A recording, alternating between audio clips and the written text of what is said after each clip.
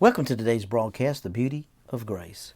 I'm Dr. Pete Norris of Harvest Fellowship Church, Goldsboro, North Carolina. Today's message, I want to talk about the Son has come. And I want to go to John chapter 12, verse 46, and I want to start there. And he said, I have come as a light into the world, that whoever believes in me should not abide or should not live in darkness. Now we know there's no such thing as darkness, because darkness doesn't exist. Darkness is only the absence of light.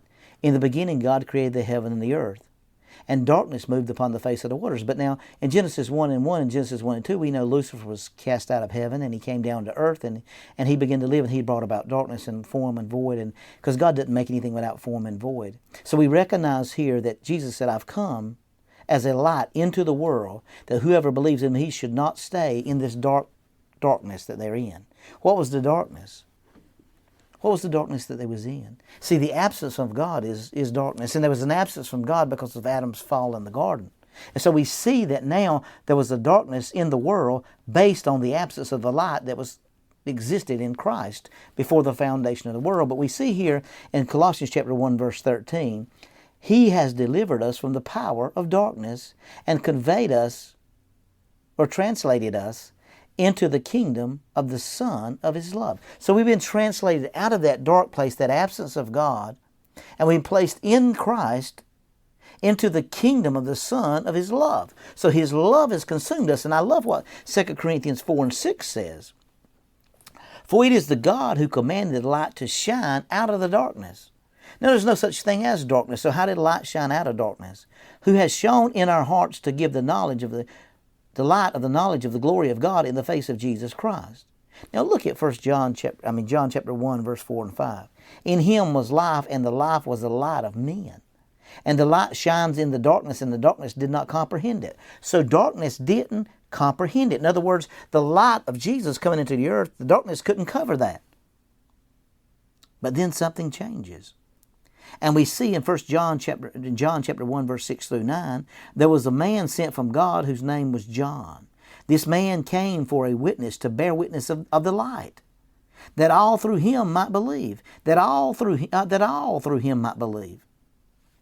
He was not the light, but was sent to bear witness of that light, that the true light which gives light to every man coming into the world. So that was the true light which gives light to every man coming into the world.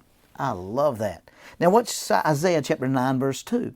The people who walked in darkness have seen a great light.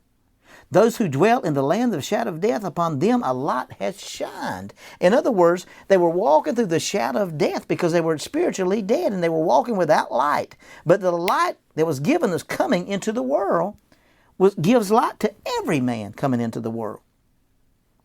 I look at Matthew 6 and 22 and 23.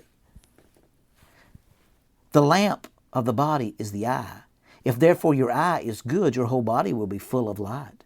But if your eye is bad, your whole body will be full of darkness. If therefore the light that is in you is darkness, how great is that darkness? Now we see here, how many of you knows that light requires an organ adapted for its reception? Man naturally is incapable of receiving spiritual light inasmuch as he lacks the capacity for spiritual things. So we see that light requires an organ adapted for its reception. In other words, something has got to receive that light. But he said right up here that the true light which gives light, verse 9, 1 John chapter 1, verse 9, gives light to every man coming into the world. So every man coming into the world has a light. But the Bible said Jesus walked into darkness, and the darkness could not comprehend him. And I love what 1 Thessalonians 5, 4 and 5 says.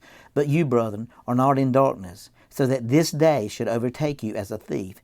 You are all sons of light and sons of the day. You are not of the night or of darkness. Now, was he talking about you're not living in the dark? No, that's not what he's talking about. He said you were blinded at one time to the spiritual light because you were born spiritually dead.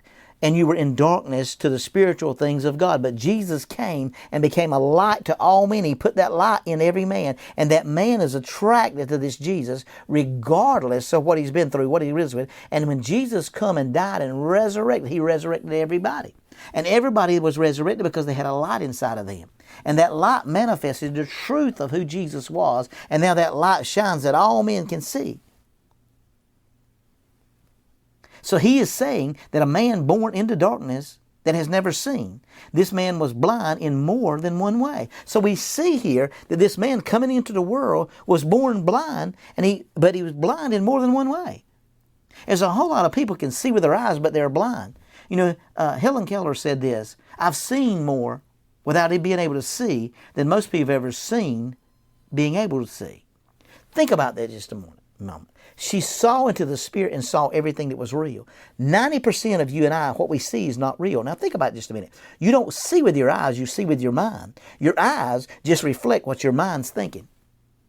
What a powerful revelation. Jesus came along being a light to a lost and dying world.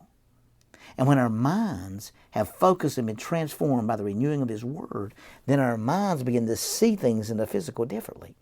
Why? Because we've been transformed by the renewing of His mind. See, that's the great thing about this message and the beauty of grace.